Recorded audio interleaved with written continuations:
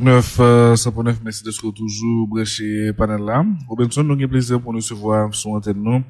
Professeur Ricardo Setenfus, ancien ambassadeur OEA dans Port-au-Prince. Professeur Setenfus, bonjour. Au plaisir de vous recevoir ce matin.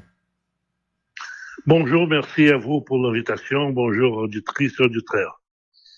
Bonjour, professeur. Merci de votre disponibilité. On va commenter avec vous ce matin votre texte publié il y a environ 2 semaines dans le Nouvelliste, la feuille de route de l'OEA, une nouvelle planche de salut. Ce n'est pas une affirmation, c'est plutôt une interrogation de votre part.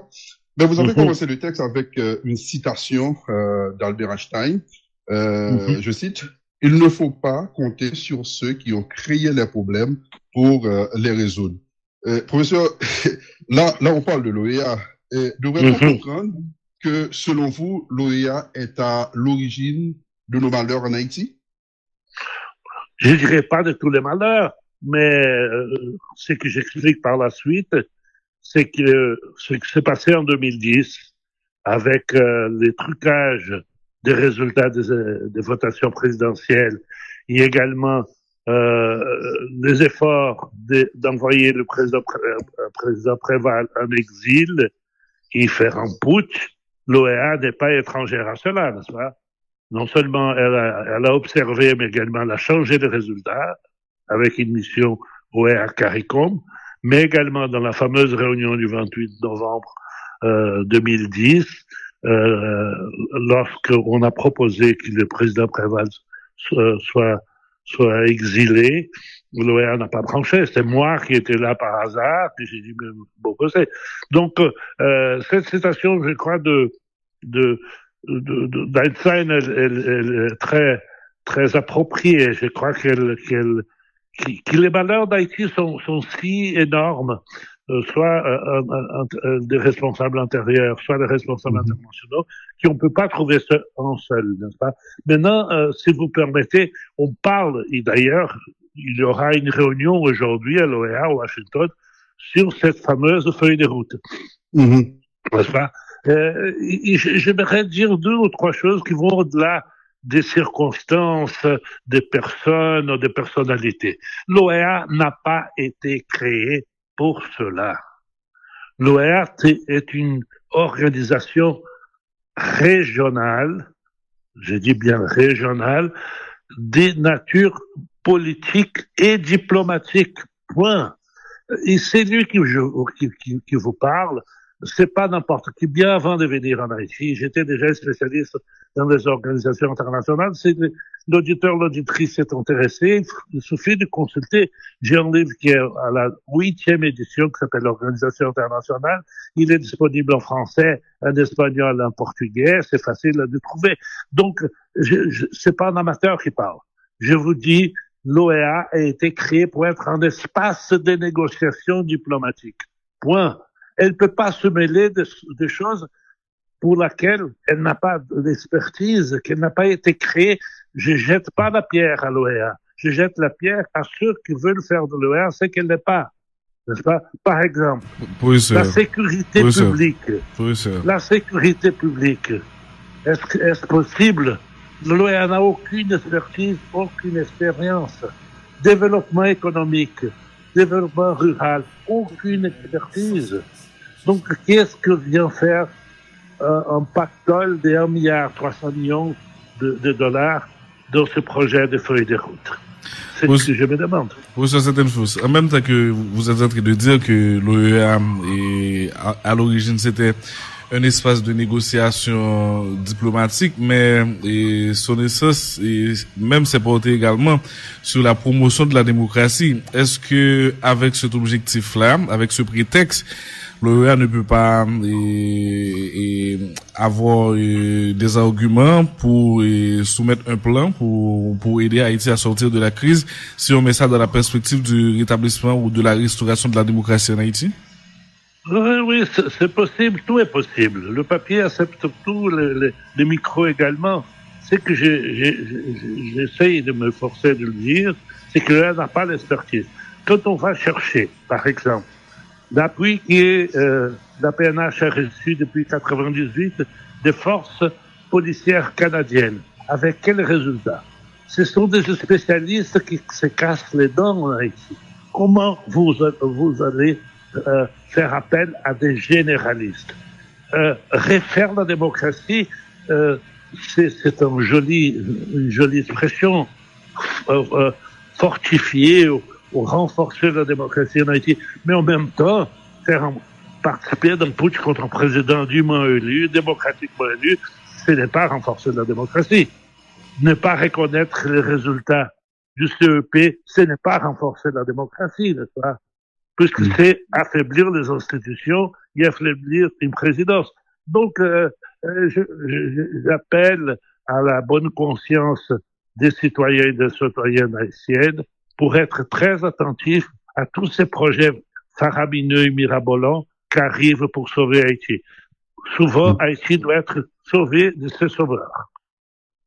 En plus de tout ça, et professeur Seyten Fous, vous laissez comprendre que Albert Aldim, qui est le nouveau secrétaire général de l'OEA, est impliqué directement dans, je dirais entre guillemets, un complot visant à écarter de la course en 2010 le poulet de Renaud Préval. Je parle de Jules Célestin, de la course électorale en 2010. Donc, il connaît bien le dossier haïtien.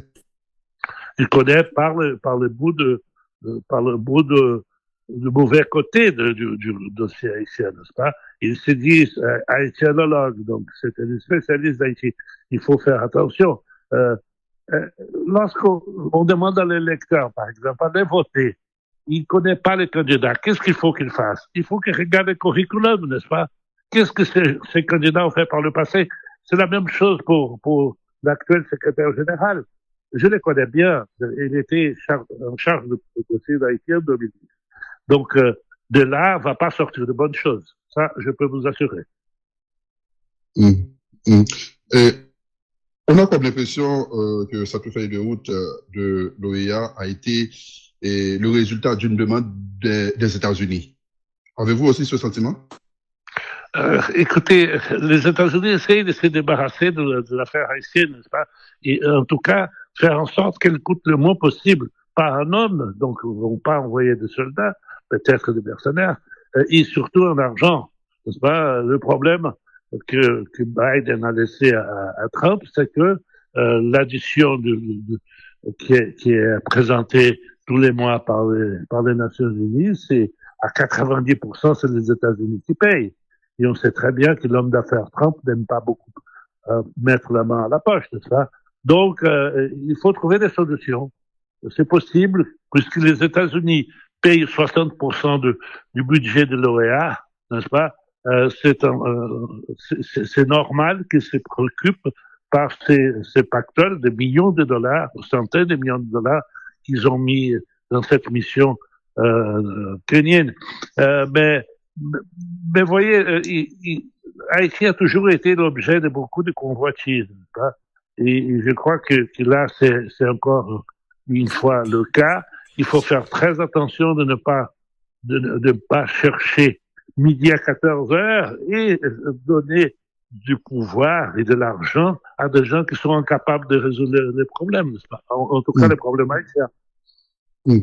Est-ce qu'il s'agit là, professeur Seyten Fous, d'une feuille de route de l'organisation hémisphérique, l'organisation américaine hémisphérique, ou une feuille de route d'Albert Aldim?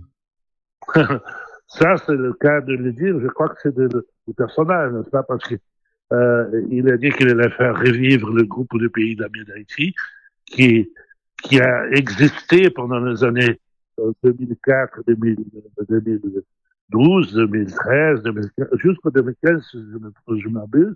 Mais ça n'a pas marché, n'est-ce pas? C'est pas le rôle de l'OEA. Le rôle de l'OEA, c'est un espace de dialogue, de négociation, point. C'est pas le rôle, c'est pas une organisation de développement économique. Elle connaît rien de cela. Elle connaît rien de questions agricoles. Elle connaît rien de sécurité. Donc, elle peut aider. Là, elle est capable, peut aider au CEP pour l'organisation des élections.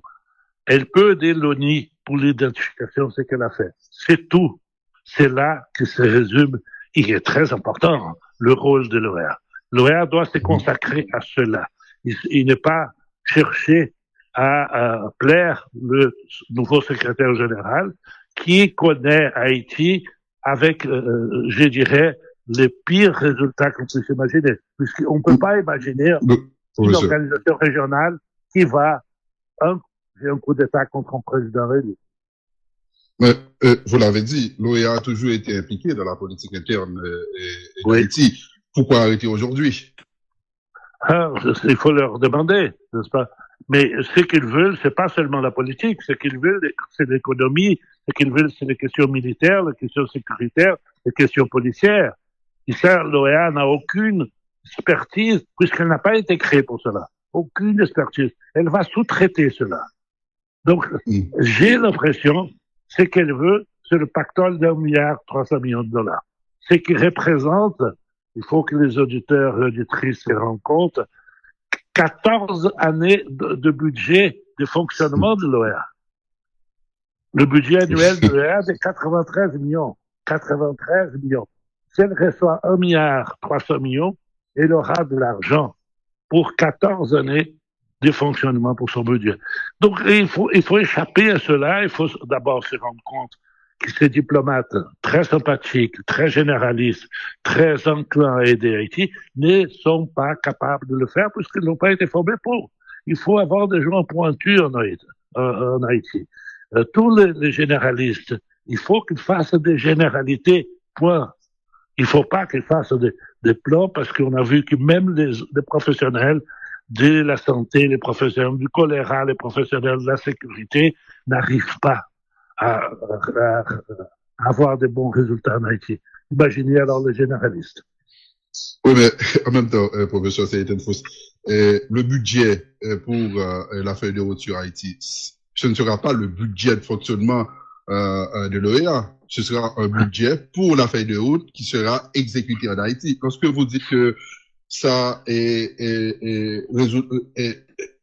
résolvera plusieurs problèmes et ça va résoudre plusieurs problèmes pour la trésorerie de l'OEA pendant plusieurs décennies. Ce ne sera pas l'argent de l'OEA, professeur. Certainement pas. Est-ce qu'on va pas s'en mêler les pinceaux? C'est que je vais dire qu'une organisation qui, pour fonctionner pendant une année, a besoin de 93 millions de dollars, ne peut avoir une compétence pour gérer 1,3 milliard. C'est ça que je vais dire. Je vais dire que l'OEA n'a pas la capacité, je parle pas des gens, je parle du fonctionnement de l'organisation pour gérer cela. C'est tout simple. Il aura de la sous-traitance. Il y a beaucoup comme vous dites, c'est Haïti qui va gérer cela. Non, toute la critique a été faite avec la reconstruction après le tremblement de terre, avec le choléra, avec tout ce qui s'est passé en Haïti. On sait qu'Haïti a miroité des milliards de dollars, mais qu'il y a très peu qui sont arrivés en Haïti. Donc Haïti a été l'excuse pour que des gens s'enrichissent en Haïti et à l'étranger. Il faut pas se leurrer, n'est-ce pas? Haïti fait partie d'un rouage de l'aide internationale. Et j'ai l'impression que ce projet de l'OEA va contribuer à cela.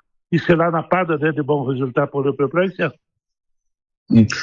Au-delà, comme vous le dites, au-delà de la capacité ou de l'incapacité de l'OEA à intervenir dans le volet développement économique en Haïti, le plan, ce n'est pas véritablement un plan de développement. On l'a vu avec les chiffres. Plus de 60% du montant est alloué à l'aide humanitaire. On ne développe pas un pays avec l'aide humanitaire, monsieur, ça vous le savez. Oui, sans doute. Non seulement cela, l'aide humanitaire représente 10 fois plus que l'investissement qu'on doit faire pour la sécurité. On devrait inverser les rôles, n'est-ce pas? Et professeur, ça c'était dans le document qui a été soumis préalablement. Entre-temps, ça a été corrigé. Et selon un nouveau document qui est paru cette semaine, il est prévu 1,336 milliards de dollars pour la stabilisation de la sécurité et le rétablissement de la paix. Et pour la réponse humanitaire, il est prévu une allocation de 908 millions de dollars. Et on peut consulter ça dans le chapitre 6, cadre opérationnel.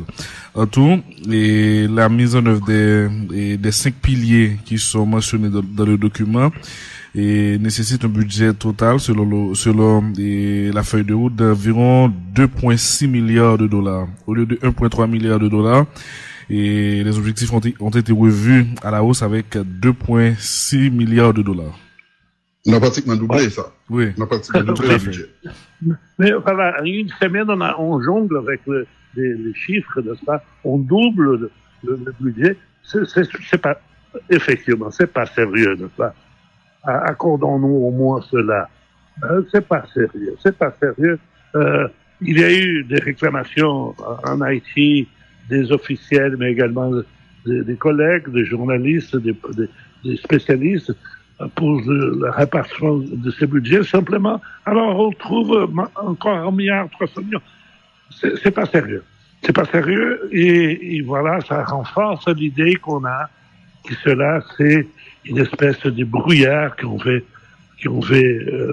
poser sur Haïti et faire miroiter encore, comme on a fait en 2010, 2011, des milliards de dollars, pour ne pas résoudre le problème, parce que cela, on voit la preuve que j'ai raison, c'est la légèreté que cela a été changé, que le budget a été doublé. C'est la preuve. S'il faut une preuve, à part toute l'histoire, il y a ça. Une semaine, on a doublé le budget. C'est pas ça. On joue avec le désespoir des gens. Et ça, je n'aime pas beaucoup. Dans le contexte actuel, professeur Seyden Fous, le contexte actuel d'Haïti, selon vous, quel devrait être l'apport de l'OEA dans la résolution de la crise, tout simplement? L'apport qui a toujours été, qui est un apport fondamental, qui est l'apport qui est dans la charte de l'OEA, dans tout le dispositif de l'OEA, de renforcer la démocratie. Qu'est-ce que c'est renforcer la démocratie? Organiser des bonnes élections. Comment on organise des bonnes élections? En ayant CEP indépendant, capable, du point de vue financier indépendant, et adoptant un certain nombre de pratiques qu'on adopte partout. Par exemple, le vote électronique. L'OEA n'a jamais voulu parcourir ce chemin. Moi-même, en 2009, j'ai essayé de sensibiliser Haïtiens et étrangers au sujet du vote électronique. Parce qu'en fait, mes amis, quelle est la méfiance de l'électeur, de l'électrice haïtienne? C'est pas qu'est-ce qui va se passer avec son vote. Pourquoi je vais voter si je vais trouver mon vote dans la poubelle, si je vais trouver dans une rivière, si je vais trouver dans une décharge publique. Donc, le vote électronique éliminerait cela. Alors, je vous pose la question, est-ce que quelqu'un, à l'intérieur du pays, au CEP, dans les partis politiques, à l'étranger, parle du vote électronique? Personne ne le fait. Pourquoi? Parce que tous ont des arrière-pensées de faire en sorte que la volonté de l'électeur, de l'électricité ne soit pas considérée. Quand on fait un putsch, parce que c'est un putsch contre Préval, et qu'on change les résultats, on impose un nouveau résultat au CEP en 2011. Et qu'est-ce que c'est ça? C'est un putsch électoral. On change la volonté de l'électeur. Donc, l'OEA doit se cantonner à ça. Vous étiez en train d'expliquer et vous étiez en train de plaider pour l'utilisation du vote électronique parce que selon vous, quand on change les résultats, quand les bulletins de vote et de la population, des citoyens se retrouvent au bord de la rivière ou sur des piles de détritus, comme c'est généralement le cas en Haïti, ce n'est pas, on ne parle pas d'élection, mais on parle de putsch électoral. Vous pouvez poursuivre avec votre argumentaire, professeur. Non, quelqu'un va me dire qu'il y a des problèmes d'électricité en Haïti, comme tout le monde le sait. Il y a des problèmes également d'énergie, d'accès à l'énergie électrique au fin fond de l'Amazonie. Et les gens vont là voter. Pourquoi? Parce que toutes ces urnes électroniques ont une batterie qui l'accompagne. Donc, elles sont autonomes. On peut l'emmener partout. C'est ça. Et une fois voté, c'est fini. C'est la volonté du peuple qui va être traitée. On voit qu'il y a des putschistes, Bolsonaro, Trump, qui n'aiment pas le vote électronique. Seulement qu'on leur bénéficie. C'est ça. Donc, c'est la raison encore pour dire qu'il est tout à fait fiable, tout à fait à l'auteur de la modernité, de la volonté de l'électeur. Et Haïti serait un cas qui se bénéficierait la démocratie haïtienne avec le vote électronique. Voilà une des fonctions de l'OEA. L'autre, c'est renforcer le CEP techniquement et au-delà, faire uniquement, troisième point, l'observation électorale et non le compte de voix. C'est pas l'étranger qui va décompter les voix en Haïti. Il fait qu'il l'observation, ouais, ne va pas changer les résultats. Et une quatrième activité, c'est renforcer les structures, les compétences de l'ONU, l'Office national d'identification, parce que c'est un rôle essentiel que l'État haïtien ne remplit pas assez bien, de donner une carte d'identité, un acte de naissance à tous ses citoyennes et citoyens. Voilà, c'est ça l'éventail des activités que l'OEA devrait faire en Haïti. Tout cela va dans le sens du renforcement de la démocratie et de son expérience comme organisation régionale. Le reste, où il y a un grand point d'interrogation, pourquoi le fait? Il y a beaucoup d'interprétations, j'ai donné quelques-unes, vous certainement et l'opinion publique à d'autres, mais voilà, ça devrait se cantonner à ces quatre fonctions. Parallèlement à la feuille de route d'Albert et Ramdi, professeur, il y a aussi des discussions à l'ONU pour l'envoi de casques bleus en Haïti. Selon vous, est-ce que c'est l'OEA ou l'ONU qui devrait prendre le leadership de la résolution de la crise dans le pays? Quelle crise, n'est-ce pas? Il y a plusieurs crises. La crise sécuritaire, il faut que ce soit des policiers, des militaires, surtout des policiers. D'où ils viennent, je ne sais rien. Mais l'OEA n'a pas l'expertise pour cela.